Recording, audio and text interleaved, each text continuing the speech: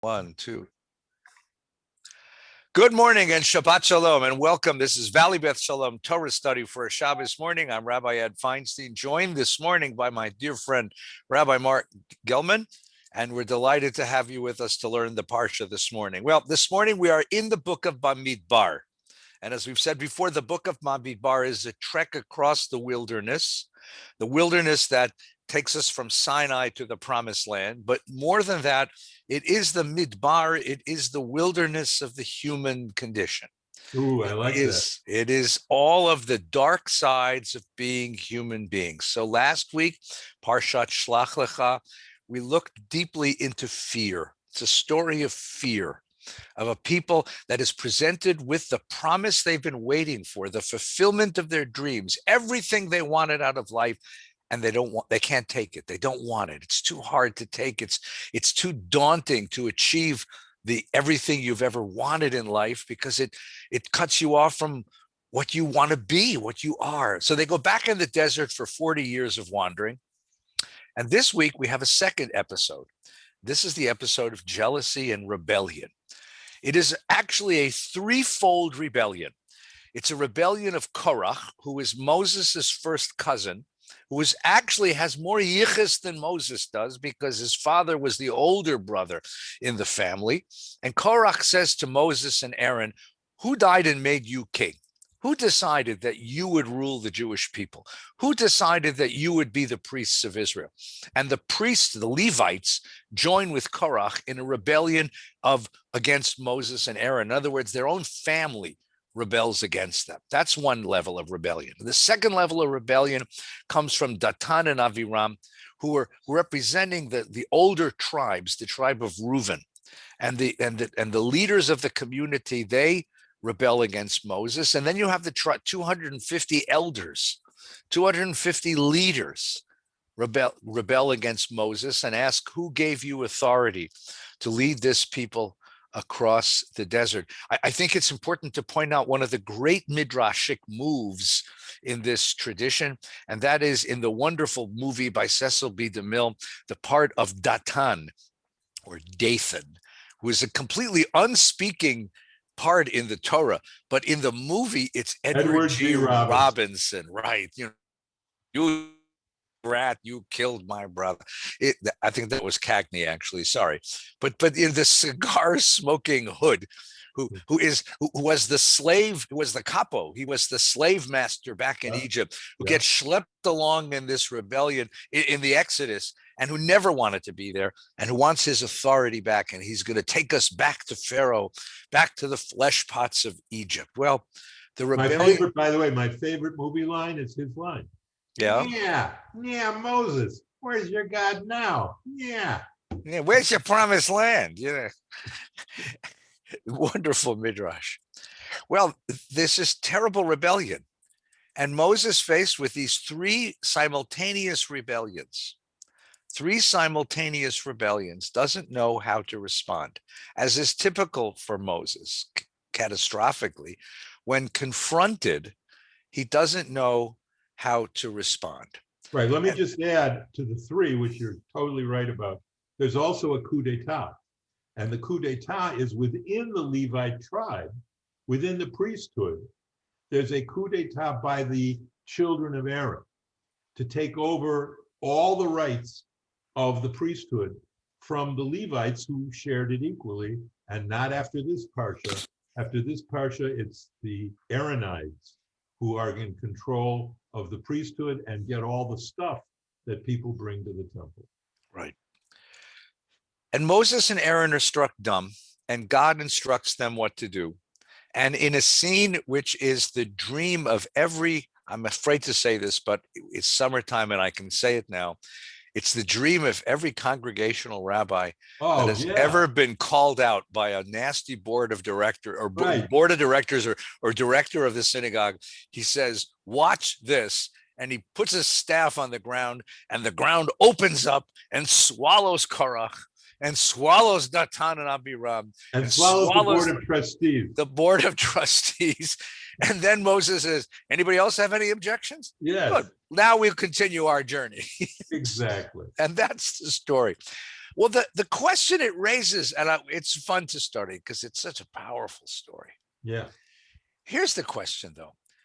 In Jewish history, there have been moments, there have been individuals, there have been personalities who were our rebels, who followed, if not in Korach, at least something similar, to object to the authority of the leaders of the community, to object to the directions of the community, to ask us to consider something very different. Sometimes they were deeply thoughtful people who showed us new ways of being Jewish.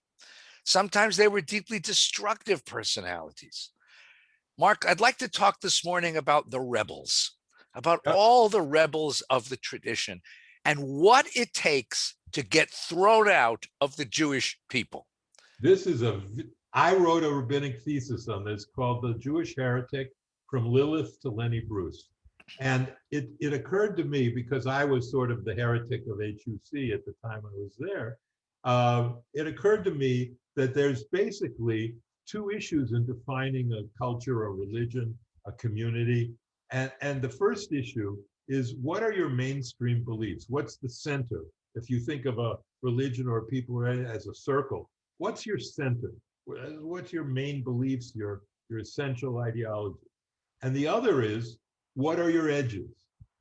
Where are the edges of your faith, the edges of your community? And the heretic is the one who points out, by their life and by being excommunicated or choosing to leave or rebellion, they're the ones who point out, this is the edge of Judaism. This, if you go beyond this, you're out. If you go within this, we don't like you that much, but you're still in. And so that's the importance of the heretic. And the ones that I looked at who were important, I think each in their own age, were Lilith, who's a mythological figure. She was pointing out the edges of Jewish feminism before it was even considered that. Then Korach, which we're discussing today. Then, of course, Paul, who was the founder of Christianity, not the centerpiece, of course, that's Jesus, but Paul, who was, according to the law, he says, I am a traditional Jew, and followed the law. So there's Paul. There's Elisha ben Abuya, called Acher, the other one, who was the teacher of Rabbi Meir, and who became an atheist because he saw a boy fulfilling a mitzvah to shoo away a mother bird before taking the eggs, and the boy fell to the ground, broke his neck, and died. And he says there's no God, there's no justice, and he leaves, but he still remains the teacher of Rabbi Meir. And then, of course, there's the Netherlands free-thinking heretics, of course, Spinoza, and also Solomon Maimon. And I added in, because I just wanted to, and I think he fits it in a very different way, Lenny Bruce, who kind of blew up all of the traditional beliefs of American 1950s straight culture. And so the heretic shows us the edges, and each edge defines the religion. The center can define our hopes, but the center cannot define the edge, the edges of the religion. That only the heretic can do. And in this case, with Korach, the edges are Mosaic authority. What Korach is saying, aren't all of the people holy, and who set you above us, and who made you God to us, and all of that. And that's the question. Why does Moses have the authority? Now, the answer, a simple answer, an obvious answer, is God gave him the authority. Moses didn't take the authority, God gave him. And in the fight with the fire pans and all that, we see that God indeed lines up behind his man Moses. But what we see when we look at the rabbinic treatment of Korach is that we see all of the rabbinic transference, and we see how, to say this simply, the rabbis didn't like Moses. Now, you can't say that because it's Moshe Rabbeinu. You can't say, but they did say it. in the mouths of midrashim. And you remember all the stories which we can fill in our listeners on about how Moses was really cruel in enforcing the law, and even that they thought the rabbis had this. They thought Moses was sleeping with their wives. So, and of course, we know from the Haggadah, the rabbis who wrote the Haggadah, oh, we just forgot to add Moses. The story of Moses taking the people out of Egypt, whoops, we forgot to put Moses in there. So there's no question at all that the rabbis didn't like Moses, and Korach is their voice. He is their voice. And without Mosaic authority, the Torah collapses, because it's the same reason baseball would collapse if there weren't umpires. And that is, you need somebody to call balls and strikes. You need somebody to say safe or out at first base. You can't play the game of baseball or any sport without umpires, without rules, and people to enforce the rules. And the same is true for religion. And that's my brief summation of the Jewish heretic from Lilith to Lenny Bruce.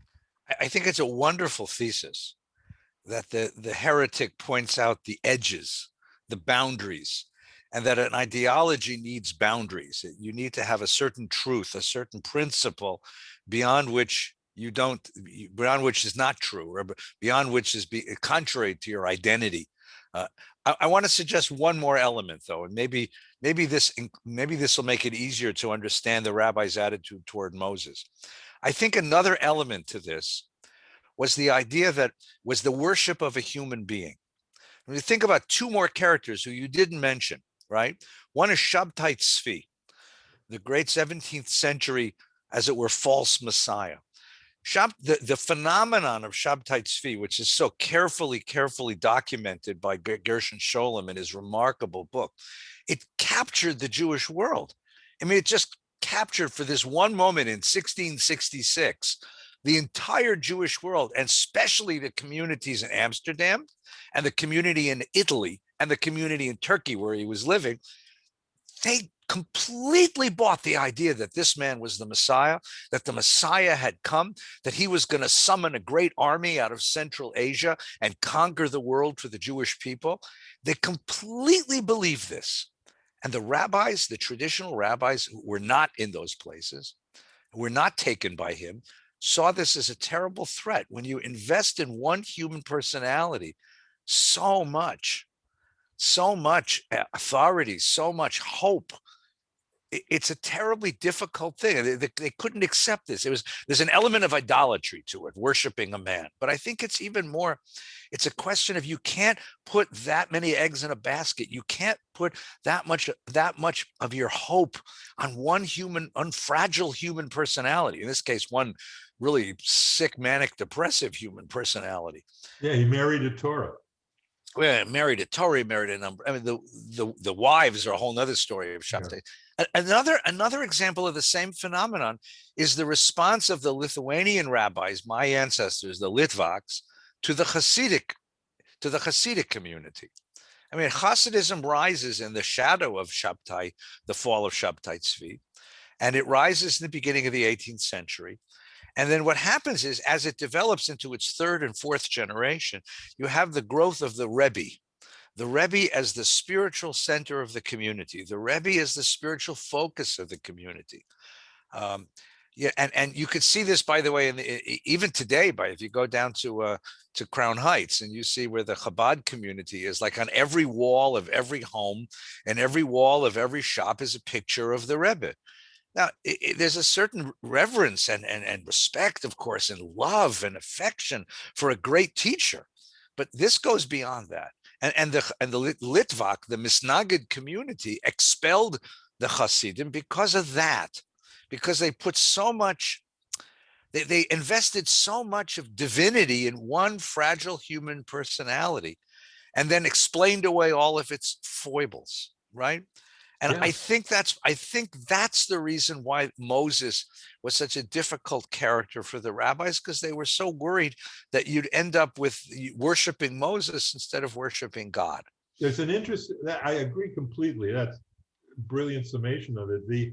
The other parts of the Shabtai Tzvi, the reason I didn't include him in my dissertation is it was already pretty long. And secondly, that the dynamic of someone coming and saying they were the Messiah and the Jews didn't agree with that, that was covered under my chapter about Paul. So it's really the same story with a different character.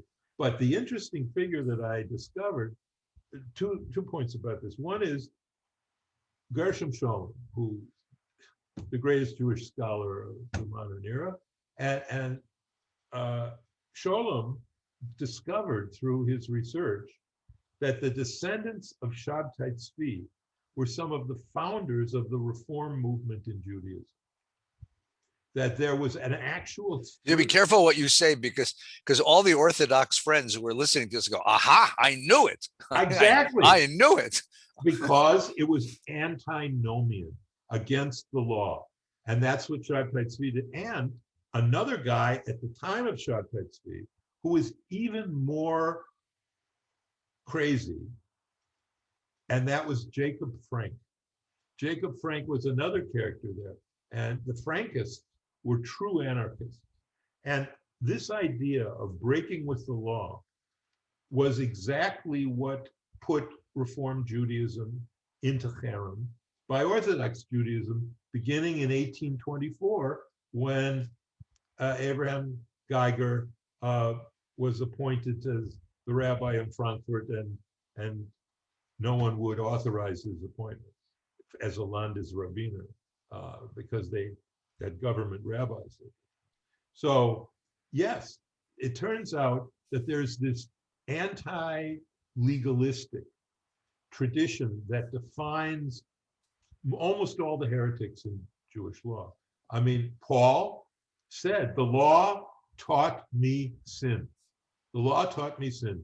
Instead of being ennobling to me, instead of lifting me up to try and do better and observe more mitzvahs, no. The law, the mitzvahs, 613 of them, were so vast, so difficult, so harshly imposing that I knew, and I wanted to be saved. I wanted to be saved, Paul says, and I knew I couldn't do all the mitzvahs, so I was damned. But then with my faith in Jesus, I was saved. And that dynamic, Paul's despair at not being able to be saved by the law, it causes Christianity to rise. The same dynamic causes Reform Judaism to rise, and from it, conservative Judaism. And that is, we want to be Jewish, but we also want to assimilate into modern culture. And the way medieval Judaism had bequeathed itself to the modern world was, you can't do that. You can't eat in any restaurant. You can't get rid of your kippah or your beards or your payas or your tzitzis. You can't learn science. You can't learn literature. You can't enjoy music. You can't. Limudei chol. And Right. that was the big split. Bittul Torah. Limudei chol is called, to our viewers and listeners, it's secular learning. And that, by the way, also was prohibited by the Hasidim. It was not prohibited by the Litvaks and by the mainstream Orthodox, who said, yes, definitely, go get a law degree, an accounting degree. It was the Hasidim, who was a populist movement. And so I'm with you. My ancestors were Litvaks too, and I'm with you. And I wouldn't necessarily have put the Hasidim into cherem, but it's not my way. And I believe, as my teachers taught me, that there's no serious Judaism which didn't take very deeply, very seriously, what the world had learned about God and about man and women. And so that idea that we can dispense with ritual laws, hold on to the ethical laws, which was an idea Spinoza bled into liberal Judaism, that idea was so attractive because it enabled you to say, look, I'm Jewish, it's my religion, I follow the ethical teachings of Judaism, I follow the mitzvahs that don't prevent me from working even on Shabbat. and living a secular life as well as a religious life. And so that's where the edges are, because we are a legal religion, a legalistic religion. Most of our heretics are people who violated the law. So Gershon Scholem, the great scholar of Jewish mysticism, in fact, the founder of the whole science of Jewish mysticism. Yeah. So he had an interesting idea about Jewish history. And he said, and it's apropos of this discussion because it's a slightly different metaphor. Instead of thinking of heresy as a rebellion as something on the edge, think of it as underground. He said you have a conventional flow of Jewish ideas, of Judaism. And that conventional flow eventually hardens, it petrifies, it becomes a structure of authority. But underground, beneath the feet of the conventional authority, always flows this, as it were, river of lava, this river of ideas, of mythology, of images, of desire, of it's expressed in great emotional terms in most of the literature. And from time to time, it wells up like a volcano. And you have this explosion of that underground stuff. And what Scholem pointed out was that while the traditional authorities resented this stuff and tried to suppress it, shove it back underground, the fact is that it brought creativity to the people. This is actually the creative dynamic of Jewish history, is the alternation, the oscillation between the hardening of conventional authority on the one hand, and these well springs of creativity and explosions of rebellion and new ideas that come from time to time. I mean, Buber had different ideas about history than Scholem, but on this they actually agreed, because Buber called it religion and religiosity. And he said religion is what's held on by old men like us who want to hold on to their forms of authority.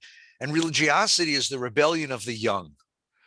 And Buber too was an antinomian. I mean, the whole notion of antinomian, the whole notion of against the law, because the law represents the petrification, the petrified authority of previous generations. And if you're going to be young and rebellious and add something new to the tradition, you're going to have to break through that crust, break through that authority. And what happens is the first response of the authority is to say, no, it's wrong. And that's where you get excommunication. That's where you get pushback. But then the question is, but you need this life force. Otherwise, we petrify. I mean, the reform. Yeah, but that's the one side. The other side is with only the life force, you have anarchy. You have anarchy, right? You have complete anarchy. No question about it. No question about it. Right. But right. In my younger days, I was an editor, a contributing editor to an anarchist Jewish monthly. And hard for me to think of you as an anarchist. Well, Mark, I have to tell you. A rebel, yes, but not an anarchist. Well, I definitely was. And the name of it was Fourth Commonwealth Notes. And it was this idea, well, we're in a new Commonwealth now, post-Holocaust, post-everything. And, and when I was in rabbinical school, there were some very, very liberal rabbis who were teachers. Most of them had given up the pulpit, and they were angry because they all had Orthodox training. That's why they knew enough to be professors. And for most of them, this idea of the law was just stifling to them. It was, and the central concept that they brought forward, which Gene Borowitz tried to articulate in his work, was this principle of autonomy. Because that meshed with the 60s and 70s when I was there, and it had a very great appeal. That, wait a minute, they would say, and Arnie Wolf had this image, I remember, he said, Judaism is like a cafeteria. And you go down the cafeteria with your tray. You say, you know what? I think I'll pick up the kosher side dish. And you know what? I think I'll pick up tefillin, and I'm going to leave tzitzis away. I'm going to leave that in the hot table. And then, and blah, blah, blah, blah, blah. And you get to pick. Well, so the critique of the Orthodox is devastating to them. They said, what do you mean you get to pick? Who are you to pick? Which is exactly the Korach story. So the first great lesson we need our listeners to absorb from the Korach Parsha, I think, is that it's not just a story about a rebellion in the desert, in the biblical times. This is an eternal story about any religion at any time that there is, that they have adherents, and that people will say, wait a minute, I want to believe, which entails a certain authority from the people who teach that belief, but I also don't want that belief to smother my autonomy, which is really, to say it in another way, I don't want them to intrude on my personal decision of how to love God. And I will not accept, and that's why I had nothing but fury because I had yeshiva training and all this stuff. I had nothing but fury at Jews, Orthodox Jews, and Reform Jews who would say, well, I'm not religious, I'm Reformed. And even though I knew that was actually true, the fact of the matter is you can be deeply religious and not halachic. And that, the life of every Reform rabbi I know and conservative rabbi is proof to that. Because as close to the law as you live, Eddie, and you live very close to the traditional law, and I admire you for that deeply. The truth is that it means nothing to your Orthodox colleagues. It means nothing. And the reason it means nothing is because they understand what you represent and what I represent. And what we represent is a totally different stream of authority.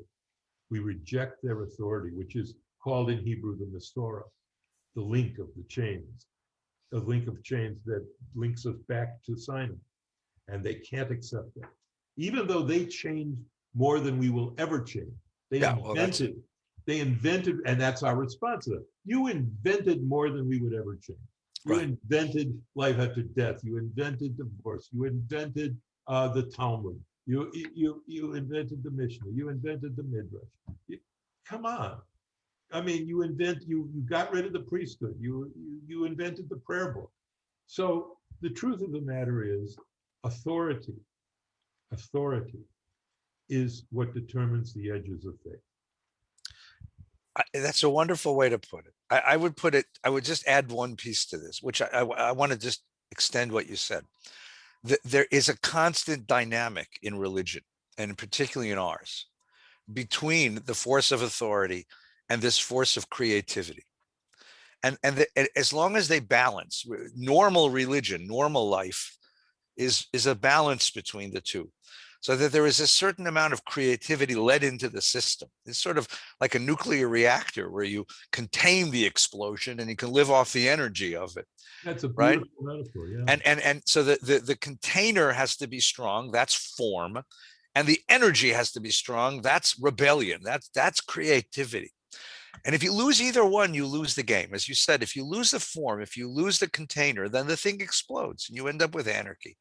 You end up with no community life. You end up with people whose religion becomes an expression of their ego, of their desires. It becomes a rationalization for very bad behavior, which is what the Frankist movement was.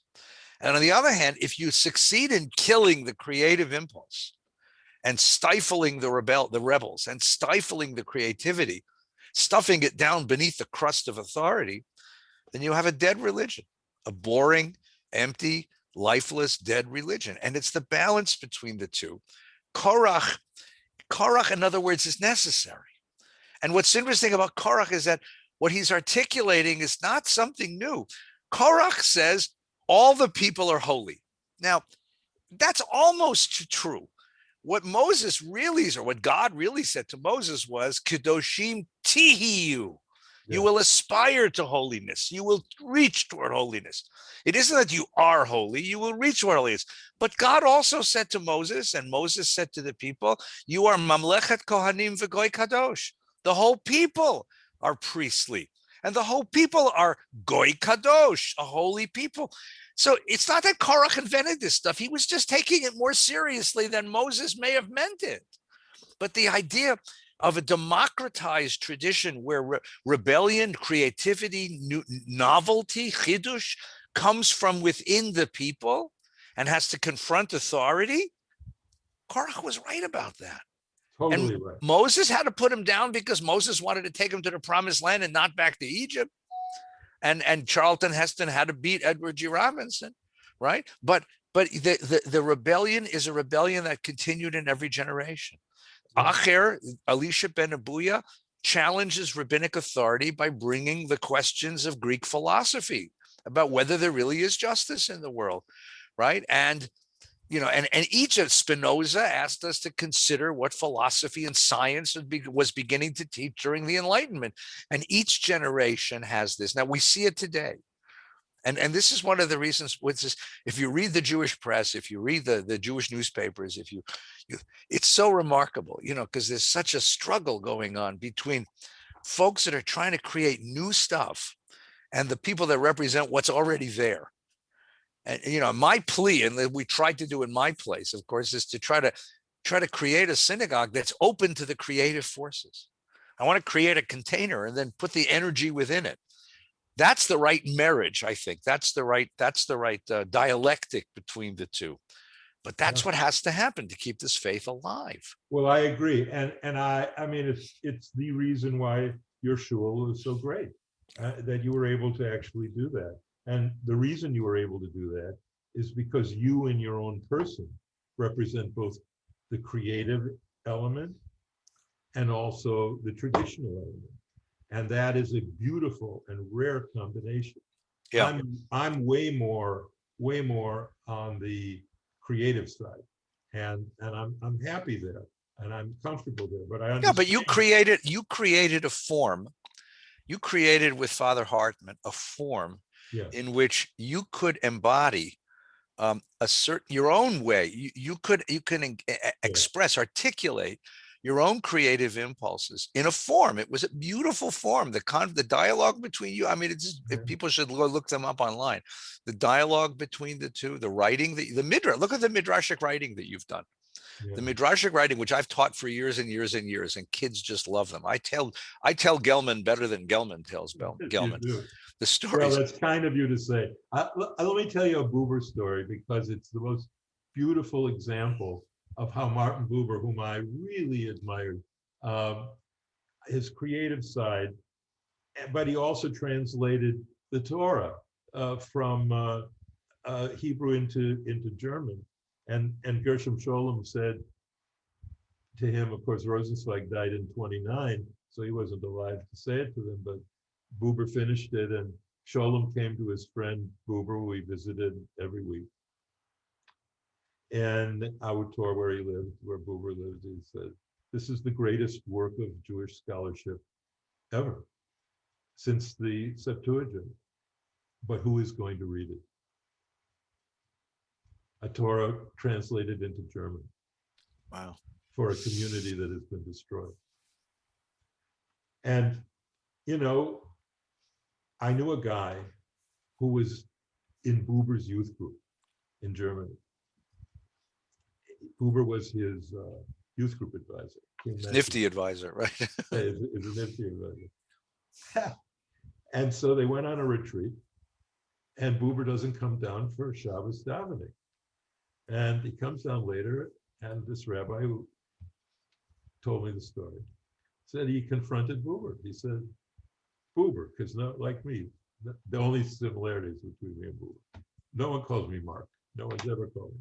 It's Gelman. I'm Gelman. So he comes, hey, Buber. Yeah. He said, you didn't come to daven. He said, Buber looks at him without missing a beat and says, well, this morning I wasn't worthy to daven. Which is a perfect Buberism. That's exactly how he would say it. I wasn't worthy to daven this Shabbos. And the kid comes back at him and says, Buber, when were you last worthy? How good a story is that? That's a wonderful story. And that was him. Yeah. That was Buber. Right. He was completely non-observant in all aspects of the law. And yet he knew everything. And he invented stories. We used to, those of us who knew, or were taught by people who knew, said that his Tales of the Hasidim, which is how many people are introduced to Buber's work, if they're trying to get more deeply rooted and more Jewishly literate. Turns out most of, not, I don't know most, but many of those Hasidic stories, he wrote them. He invented them, like my modern Midrashim. And so we used to call them Bubermeisters. Ooh. Which were, but it was actually a compliment. It was saying, you know, Yitzchak of Borki. He would quote Yitzchak of Borki. There isn't anyone I was ever able to research who knew about a Yitzchak of Borki, right? But he was, and he's the one who told the story of the sacred goat, which is the most famous story of the tales of the Hasidim. And I just, what I fear, Eddie, what I fear more deeply than anything else is that the fire in the atomic bomb of Judaism is going out. That the passion to fight with it, which I had when I was young, you know, to write Fourth Commonwealth notes and to say, yeah, the Midrash is good, but we need Midrashim that speak in our language to our children in our time. You know, that commitment I had from my studies with David Shapiro and others, I don't see it. The one group that I want to lift up for praise, and I'm sure those listening will find this odd for me, but is Jewish women, particularly women rabbis. I think they have the fire, and the result of their fire, their creativity, the fact that their role as a woman rabbi, as women who are rabbis, was so unique. I mean, next year, Eddie, will be my 50th year in the rabbinate. And I was ordained in 1972 with Sally Priesand. Oh, wow. And so from Sally till now, and your wife being the first ordained conservative woman rabbi, right? Nina was?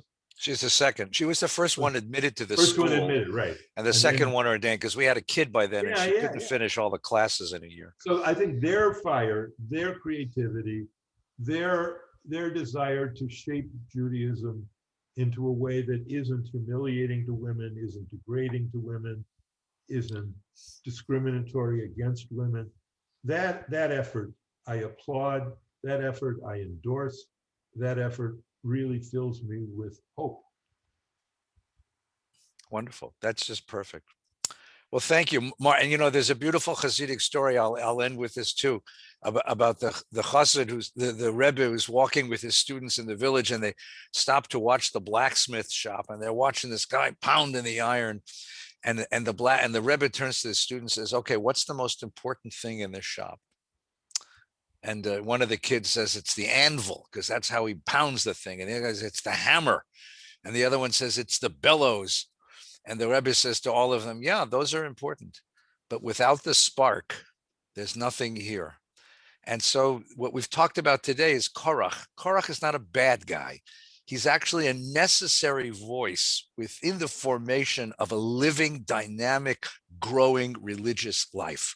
He's part of the soul. Now, sometimes it gets anarchic, and sometimes it's rebellious, and sometimes it's evil. It's an expression of the worst in us, but that spark, the rebellious spark, it's one of the reasons we've stayed alive all these generations. Thank you, Mark. I wish you a good Shabbos. Good Shabbos, my beloved friend. And following this, of course, you're welcome to join us. Stay online, Valley Beth Shalom services this morning from Valley Beth Shalom, followed by Rabbi Silverman's observations. And we wish you all a very good Shabbos, Shabbat Shalom.